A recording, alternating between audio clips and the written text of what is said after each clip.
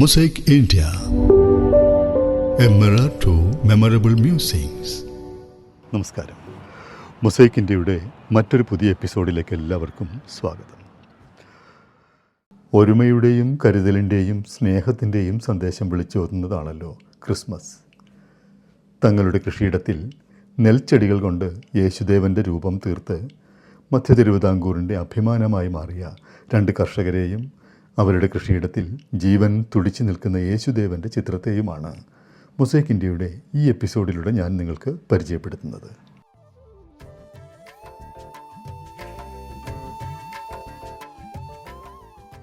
നെൽകൃഷി ഏറെ ഉണ്ടായിരുന്നൊരു പ്രദേശമായിരുന്നു നമ്മുടെ കുട്ടനാടും അപ്പർ കുട്ടനാടുമൊക്കെ.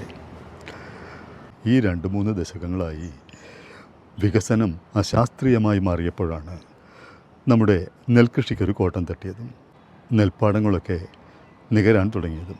ഒരു വശത്ത് കുന്നുകളിടിയുന്നു, മറുവശത്ത് നെൽപ്പാടങ്ങൾ നികർന്നു പോകുന്നു. അങ്ങനെ അശാസ്ത്രീയമായ വികസനം നടന്നുകൊണ്ടിരിക്കുമ്പോൾ നെൽകൃഷിയെന്നല്ല, കൃഷി തന്നെ അന്യം നിന്നു പോയേക്കുമോ എന്നൊരു ആശങ്കയിലിരിക്കുമ്പോഴാണ് പ്രവാസികളായ ശ്രീ അജയകുമാർ വലിയെഴുത്തിലും ശ്രീ ഉത്തമനും കൃഷിയിലേക്ക് തങ്ങളുടെ ശ്രദ്ധ തിരിച്ചുവിട്ടത്. വിദേശത്ത് ബിസിനസ് നടത്തുന്ന ശ്രീ അജയകുമാർ ജന്മനാട്ടിലെത്തി കുറച്ച് പൊതുപ്രവർത്തനമൊക്കെ നടത്തുകൊണ്ടിരിക്കുകയായിരുന്നു. അപ്പോഴാണ് കൃഷിയിലേക്ക് ആകൃഷ്ടനായതും. പുല്ലാടിനടുത്ത് ഒരു കുന്നും അതിൻ്റെ താഴ്വരയിലുള്ള കുറേ സ്ഥലങ്ങളുമൊക്കെ വാങ്ങി അദ്ദേഹം കൃഷിയിലേക്ക് തിരിഞ്ഞു. ഇന്ന് അജയകുമാർ വലിയ കർഷകനാണ്. അദ്ദേഹത്തിൻ്റെ ഫാമിൽ ഇന്ന് 2000-ലേറെ പശുക്കൾ തന്നെയുണ്ട്. ഈ കന്നുകാലികളുടെ ചാണകവും ഗോമൂത്രവുമൊക്കെ ഉപയോഗിച്ചാണ് അദ്ദേഹം ജൈവവളം നിർമ്മിക്കുന്നതും. ഇവിടെ തൻ്റെ കൃഷിയിൽ ജൈവവളം മാത്രമേ അദ്ദേഹം ഉപയോഗിക്കാറുള്ളൂ. അൾജീരിയയിലേക്ക് വളരെ കാലം സേവനമനുഷ്ഠിച്ച ശേഷം നാട്ടിലേക്ക് തിരിച്ചെത്തിയ ആറന്മുളക്കാരനാണ് ശ്രീ ഉത്തമൻ. ഈ ഉത്തമനുമായി ഇദ്ദേഹം പരിചയപ്പെടുകയും ഇവർ രണ്ടുപേരും കൂടി ചേർന്നാണ് ഒരു പുതിയ കൃഷി രീതി ഒന്ന് പരീക്ഷിച്ച് നോക്കാം എന്ന് തീരുമാനിച്ചത്. അങ്ങനെയാണ് അജയകുമാറിൻ്റെ വള്ളിക്കാലായിലെ തരിശു കിടന്ന സ്ഥലത്ത് പാഡി ആർട്ടൊന്ന് പരീക്ഷിക്കുവാൻ തീരുമാനിച്ചത്. ഉത്തമൻ ഇതിനു മുൻപും പാഡി ആർട്ടിലൂടെ ജനശ്രദ്ധ ആകർഷിച്ചിട്ടുണ്ട്. ഇടയാറന്മുളയിലെ ഒരു അമ്പല പരിസരത്ത് അയ്യപ്പൻ്റെ രൂപത്തിൽ വിവിധ വർണ്ണങ്ങളിലുള്ള നെൽച്ചെടികൾ വളർത്തി അതിൻ്റെ നെൽക്കതിരുകൾ നിറപുത്തിരിക്കെ ശബരിമലയിൽ സമർപ്പിക്കുകയുണ്ടായി.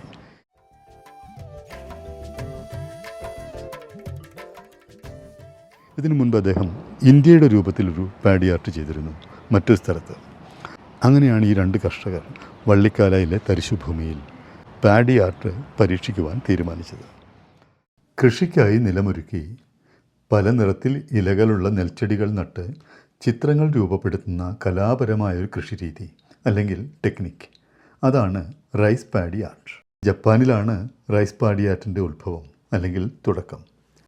അതും ഏതാണ്ട് 17-ാം നൂറ്റാണ്ടിൻ്റെ തുടക്കത്തിൽ. താമ്പ ആർട്ടെന്നും ഷോക്കുഡോ സുഷി എന്നുമൊക്കെ ഈ കാർഷിക കലാരൂപം അറിയപ്പെടുന്നുമുണ്ട്. കേരളത്തിൽ ആദ്യം വയനാട്ടിലാണ് പാഡി ആർട്ട് പരീക്ഷിച്ച് നോക്കുന്നതെങ്കിലും തെക്കൻ കേരളത്തിലും മധ്യ കേരളത്തിലും ആദ്യമായി പാഡി ആർട്ട് എത്തുന്നത് പത്തനംതിട്ട ജില്ലയിലാണ്. അതും ഏറെ പരിചരണം ആവശ്യമായ കരനെൽ കൃഷിയായി. ഈ ക്രിസ്മസ് കാലത്ത് യേശുദേവൻ്റെ രൂപം റൈസ് പാഡി ആർട്ടായി തെളിഞ്ഞു വന്നിട്ടുള്ളത് കോഴഞ്ചേരിക്കടുത്ത് കോയിപ്പുറം പഞ്ചായത്തിലെ വള്ളിക്കാലായിലാണ്. പ്രവാസികളായ കർഷകർ ശ്രീ അജയകുമാർ വല്യുടത്തിലും ശ്രീ ഉത്തമൻ ആറന്മുളയുമാണ് യേശുദേവൻ്റെ രൂപത്തിലുള്ള ഈ അനുഗ്രഹീത പാഡി ആർട്ട് തയ്യാറാക്കിയിട്ടുള്ളത്. ഈ പാടത്ത് നല്ല വെയിലാണ്. ഇതിൻ്റെ വിശദാംശങ്ങൾ നമുക്ക് ഈ കർഷകരോട് തന്നെ ചോദിച്ചറിയാം. ഓക്കെ, അജയകുമാർ, എങ്ങനെയാണ് നിങ്ങൾ ഈ പാഡി ആർട്ട് എന്നുള്ള കൺസെപ്റ്റിലേക്ക് എത്താൻ കാരണം? ഇതിപ്പോൾ കൃഷി ചെയ്യാതെ കിടന്ന സ്ഥലം, അപ്പോൾ ഞാൻ വ്യത്യസ്തമായൊരു കൃഷി ചെയ്യണമെന്ന് മനസ്സിലുണ്ടായിരുന്നു. അപ്പോൾ എൻ്റെ മുമ്പിൽ എത്തി നിൽക്കുന്നത് ഉത്തമൻ ചേട്ടനാണ്. ഉത്തമൻ ചേട്ടന് കഴിഞ്ഞ വർഷം അയ്യപ്പൻ്റെ രൂപം പാഡി ആർട്ടിലേക്ക് കൊണ്ടുവന്ന് നമ്മളെല്ലാവരും കണ്ടതാണ്. അപ്പോൾ ഞാൻ ഉത്തമൻ ചേട്ടനോട് ഇത് ഷെയർ ചെയ്തു. അങ്ങനെ ഉടൻ തന്നെ ഉത്തമൻ ചേട്ടന് വരികയും ആർട്ടിസ്റ്റ് അഖിലിനെ കൊണ്ടുവരികയും അങ്ങനെ അതങ്ങ് അത്ഭുതകരമായ രീതിയിൽ ഒരു ദൈവനിശ്ചയം എന്ന പോലെ തന്നെ ഇതെല്ലാം തീരുമാനം വരയ്ക്കുന്നത് 2 ദിവസം കൊണ്ട് എടുത്ത തീരുമാനം. പക്ഷേ വിത്തിൻ്റെ കാര്യത്തിൽ ഞങ്ങൾക്ക് ഒരു 1.5 മാസത്തോളം ഞങ്ങൾക്ക് വിത്ത് ശേഖരിക്കാനായിട്ട് വേണ്ടി വന്നു. അതൊരു വലിയ ഭഗീരഥ. ഇന്ത്യയുടെ പല സ്ഥലങ്ങളിലും യാത്ര ചെയ്തു. ശ്രീ അജയകുമാറിൻ്റെ വള്ളിക്കാലായിലെ തരിശു കിടന്ന 1 ഏക്കർ 23 സെൻറ്റ് കരഭൂമിയിലാണ് യേശുദേവൻ്റെ പാടിയാട്ട് തയ്യാറാക്കുവാനായി ഉപയോഗിച്ചിട്ടുള്ളത്. വാക്കുകളിലൂടെ ആകുമ്പോൾ നമുക്കിത് പെട്ടെന്ന് പറയാനാവും. പക്ഷേ ഇത് വലിയ ശ്രമകരമായൊരു പ്രക്രിയ തന്നെയാണ് കേട്ടോ. ആദ്യം നിലമൊരുക്കുന്നു, പിന്നീട് അതിൽ പാഡി ആർട്ട് ചെയ്യാൻ ഉദ്ദേശിച്ചിട്ടുള്ള രൂപം കുമ്മായപ്പൊടി ഉപയോഗിച്ച് വരയ്ക്കുന്നു. അതോടൊപ്പം തന്നെ ഈ ആകൃതിയിൽ അവിടെ വിവിധ വർണ്ണങ്ങളിലുള്ള ഇലകൾ തളിർക്കുന്ന നെൽവിത്തുകൾ പാകുന്നു. ഇത് മുളച്ച് ചെടികളായി വളരുമ്പോഴാണ് റൈസ് പാഡി ആർട്ടിൻ്റെ ചിത്രം തെളിഞ്ഞു വരിക. ആറന്മുളക്കാരനായ ആർട്ടിസ്റ്റ് അഖിലാണ് കൃഷിയിടത്തിൽ യേശുദേവൻ്റെ ചിത്രം വരച്ചത്. നമ്മൾ ഈ പാടി ആർട്ടിന് പ്രധാനമായിട്ടും 4 കളറ് വിത്തുകളാണ് ശേഖരിച്ചിട്ടുള്ളത്. ജപ്പാൻ വയലറ്റ്, കാലാബത്തി, ആസാം ബത്ത്, അതേപോലെ തന്നെ രക്തശാലി. ഈ 4 ഇനം വിത്തുകൾ കൊണ്ടാണ് ഈ ചിത്രം ഇവിടെ നല്ല രീതിയിൽ വരയ്ക്കാൻ സാധിച്ചത്. ഈ പറഞ്ഞ വിത്തുകളൊക്കെ വളരെയധികം ഔഷധ മൂല്യങ്ങളുള്ളതാണ്. രക്തശാലി എന്ന് പറഞ്ഞ വിത്ത് സാധാരണമായിട്ട് നമ്മുടെ പഴയ കാലത്തെ രാജാക്കന്മാർ ഉപയോഗിച്ചുകൊണ്ടിരുന്നു. അതിനുപരി ഇപ്പം ക്യാൻസറിനെ അതിജീവിക്കാൻ സാധിക്കുന്ന ഒരിനം വിത്താണ്. ഇതെല്ലാം ഇന്ത്യൻ ആണോ അതോ? ഇന്ത്യൻ സാധനങ്ങളാണ്. അതേപോലെ തന്നെ നമ്മുടെ കറുപ്പ് നെല്ല് കണ്ണിന് കാഴ്ചയ്ക്ക് വളരെയധികം ശക്തി നൽകുന്ന ഒരു ഔഷധ മൂല്യമുള്ളൊരു വിത്താണ്. അത് നമ്മൾ ആസാമിൽ നിന്നാണ് അത് കളക്ട് ചെയ്തിരിക്കുന്നത്. അത് ഈ വിത്തിൻ്റെ നേരത്തെ ഇത് ചൈന വിത്തായിരുന്നു. അത് നമ്മുടെ ഇന്ത്യയിലേക്ക് ജനിതക മാറ്റം വരുത്തി ഇന്ത്യയിൽ വർഷങ്ങൾക്ക് മുമ്പേ പരീക്ഷിച്ച് ഇപ്പോൾ കണ്ണിൻ്റെ കാഴ്ചശക്തിക്ക് വളരെയധികം പ്രാധാന്യം നൽകുന്ന ഒരു ഔഷധ മൂല്യമുള്ളൊരു വിത്ത് തന്നെയാണിത്. ഇതിൻ്റെ വിളവെന്ന് പറയുമ്പോൾ 90 ദിവസം മുതൽ 145 ദിവസം വരെ ദൈർഘ്യമുള്ള വിത്തുകളാണ് നമ്മളിവിടെ വിതച്ചിരിക്കുന്നത്. അത് ഓരോ കാലഘട്ടത്തിൽ പലപ്പോഴായിട്ട് വിതച്ച് ലാസ്റ്റിൽ അവസാനത്തോടു കൂടി ഒരേ സമയത്ത് കൊയ്യത്തക്ക രീതിയിലുള്ള കണക്കുകൂട്ടലിലാണ് വിത്ത് വിതച്ചിട്ടുള്ളത്. ഏകദേശം ഫെബ്രുവരി ആദ്യത്തെ ആഴ്ചയോടുകൂടി ഇത് കതിരണിയും. മാർച്ച് പകുതിക്ക് ശേഷം കൊയ്ത്തുത്സവം നടത്താനാണ് ഉദ്ദേശിച്ചിരിക്കുന്നത്. ഇദ്ദേഹമാണ് നമ്മുടെ കൃഷിയിടം എന്നും രാവിലെ 6 മണി തൊട്ട് വൈകിട്ട് 6 മണി വരെ കൃഷിയിടത്തിലുണ്ട്. ആസാം സ്വദേശിയാണ്. ഇദ്ദേഹത്തിനെ കിട്ടിയത് കൊണ്ടാണ് ഇത് നല്ല രീതിയിൽ പരിപാലിച്ച് കൊണ്ടുപോകാൻ സാധിക്കുന്നത്. ഇത് കാലാവത്തി ഗുജറാത്ത് ഇനം വിത്താണ്. 140 ദിവസം ദൈർഘ്യമുണ്ട്. അവിടുത്തെ ഗർഭിണികൾ കഴിക്കുന്ന ഒരു അരിയാണിത്. ഗർഭകാലത്ത് കഴിക്കുന്ന ഒരു അരിയാണ്. വളരെയധികം ഔഷധ മൂല്യമുള്ള ഒരു അരിയാണിത്. ഈ നെല്ലിനമാണ് യേശുദേവൻ്റെ തലമുടിക്ക് നമ്മൾ ചിത്രത്തിലിട്ടിരിക്കുന്നത്. റൈസ് പാഡി ആർട്ടിലൂടെ ഇനിയും യുവാക്കളെ കൃഷിയിടത്തിലേക്ക് ആകർഷിക്കുവാനായി നൂതന പദ്ധതികൾ പ്ലാൻ ചെയ്യുകയാണ് ശ്രീ അജയ്കുമാർ വല്ലുഴുത്തിലും ശ്രീ ഉത്തമനും. ഒരുപക്ഷെ കൂടുതൽ ആളുകളെ, പ്രത്യേകിച്ച് യുവാക്കളെയും സ്ത്രീകളെയുമൊക്കെ കൃഷിയിലേക്ക് ആകർഷിക്കാൻ ഈ പാഡി ആർട്ട് ഒരുപാട് സഹായിച്ചേക്കും അല്ലേ? തീർച്ചയായിട്ടും. കാര്യം ഇപ്പം കുട്ടികളെ മാത്രമല്ല മുതിർന്നവരും, കാര്യം ഏകാന്തത ജീവിതം നയിക്കുന്നവരേറ്റവും കൂടുതൽ ഒരു പഠനത്തിൽ അത് നമ്മുടെ മധ്യ തിരുവിതാംകൂറിലാണെന്ന്. അപ്പം ഏകാന്തത അനുഭവിക്കുന്നവർ അവരെ ഒരു വേറൊരു മാനസിക തലം തന്നെ വ്യത്യസ്തമാണ്. അപ്പോൾ അവരെ അടക്കം ഇതിലേക്ക് എത്തിക്കുവാനും അതോടൊപ്പം തന്നെ അടുത്ത തലമുറയ്ക്ക് കൈമാറേണ്ട ഉത്തരവാദിത്വം നമ്മുടെ ഉത്തരവാദിത്വമാണല്ലോ. ഈ കൃഷി അടുത്ത തലമുറയ്ക്ക് നമുക്ക് കൈമാറേണ്ടത്. അതിനാണ് കുട്ടികളെ ഈ പാഡി ആർട്ടിലൂടെ ഇതിലേക്ക് അവരുടെ ശ്രദ്ധ ചെലുത്തുകയും ആ ശ്രദ്ധ ചെലുത്തുമ്പോൾ ഒരു 5% പേര് ഇതിലൂടെ ഒന്ന് മനസ്സുറപ്പിച്ച് പോയി കഴിഞ്ഞാൽ നമ്മൾ രക്ഷപ്പെട്ടു. 5% ആൾക്കാർക്ക് കർഷകരില്ലായെങ്കിൽ എങ്ങനെയാണ് ഇവിടെ മുന്നോട്ട് നമുക്ക് ജീവിതം കൊണ്ടുപോകാം? അപ്പോൾ കാർഷിക വൃത്തിയിലൂടെ കാർഷിക രംഗത്ത് നിൽക്കുന്നവർക്കും അതൊരു പ്രചോദനമാകും. അതിനൊരു അപ്പുറം കാർഷിക വൃത്തിയിലൂടെ മാനസിക സംഘർഷം ഒഴിവാക്കാനായിട്ട് സാധിക്കും. അവരുടെ മനസ്സിലുണ്ടാകുന്ന എല്ലാ വിഷമങ്ങളെയും അകറ്റുവാനായിട്ട് കാർഷിക വൃത്തിയിലേക്ക് ഇറങ്ങിയേ പറ്റൂ. കാർഷിക വൃത്തിയുടെ അല്ലാതെ മനസ്സിന് സ്വാതന്ത്ര്യം ലഭിക്കുകയില്ല.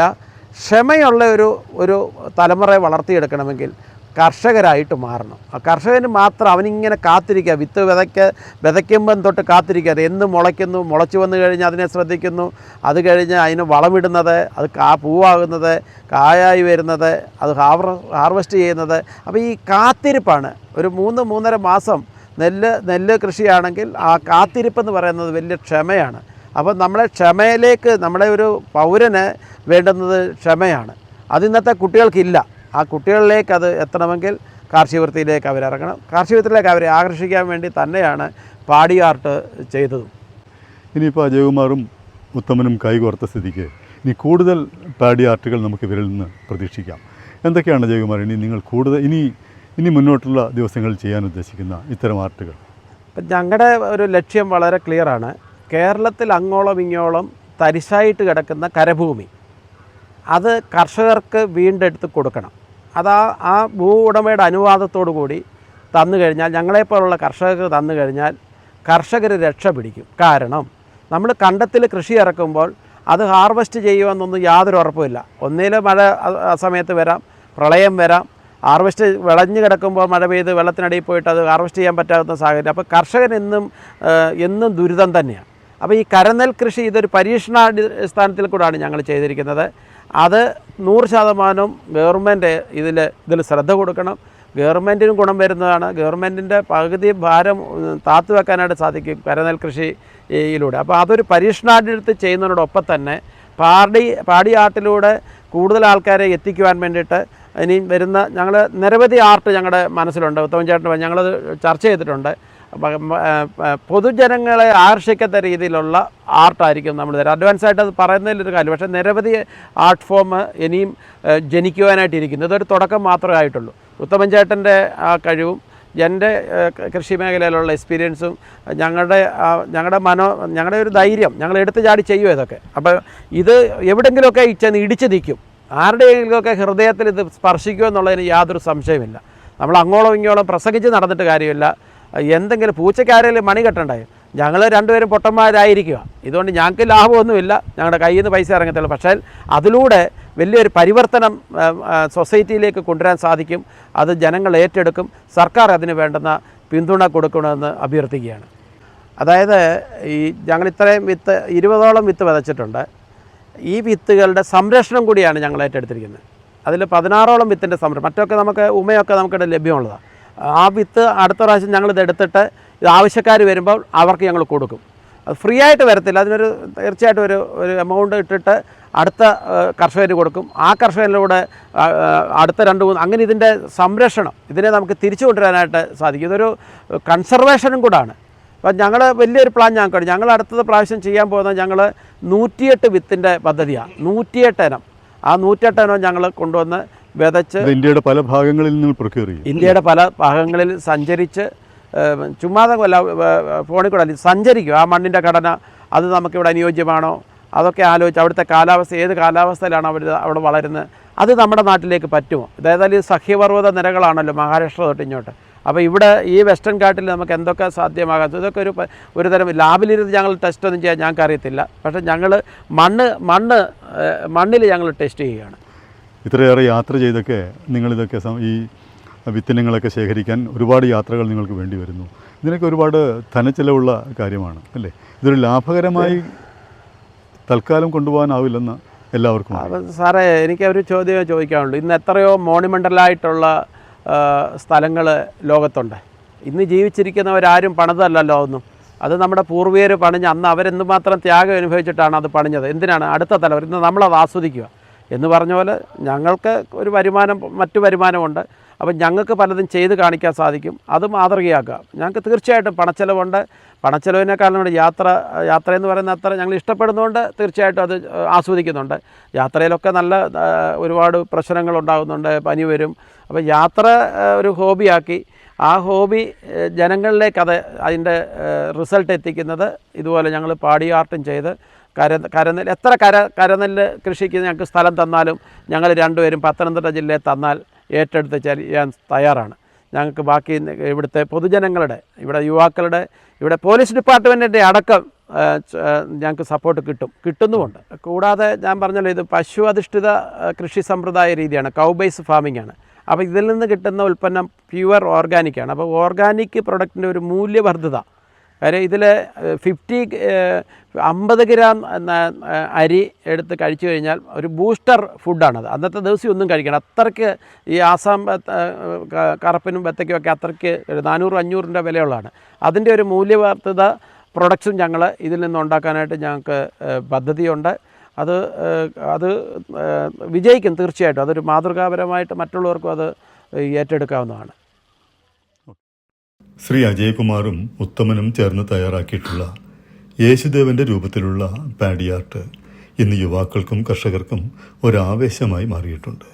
ഈ പാഡി ആർട്ട് കാണുവാനായി വള്ളിക്കാലായിലേക്ക് ഇന്ന് ധാരാളം പേരെത്തുന്നു. കൃഷിയെ നെഞ്ചോട് ചേർത്ത മലങ്കര ഓർത്തഡോക്സ് ചർച്ചിൻ്റെ ഡോക്ടർ എബ്രഹാം മാർ സെറാഫിൻ മെട്രോപൊളിറ്റനും യേശുദേവൻ്റെ രൂപത്തിലുള്ള പാഡി ആർട്ട് കാണുവാൻ ഇക്കഴിഞ്ഞ ദിവസം വള്ളിക്കാലായിലെത്തിയിരുന്നു. യേശുദേവൻ്റെ ചിത്രം പാഡി ആർട്ടാക്കി മാറ്റിയ 2 കർഷകരുടെ കഥ പറയുന്ന ഈ എപ്പിസോഡ് നിങ്ങൾക്ക് ഇഷ്ടപ്പെട്ട് കാണുമെന്ന് കരുതുന്നു. ഇനി മറ്റൊരു വീഡിയോയുമായി താമസിയാതെ വീണ്ടും തിരികെ എത്താം. This is Radhakrishnan Kuttoor signing off from mosaic India. Thank you. Mosaic India, a mirror to memorable musings. Magniloquent, optimistic, zestful, awesome, inspirational and courageous.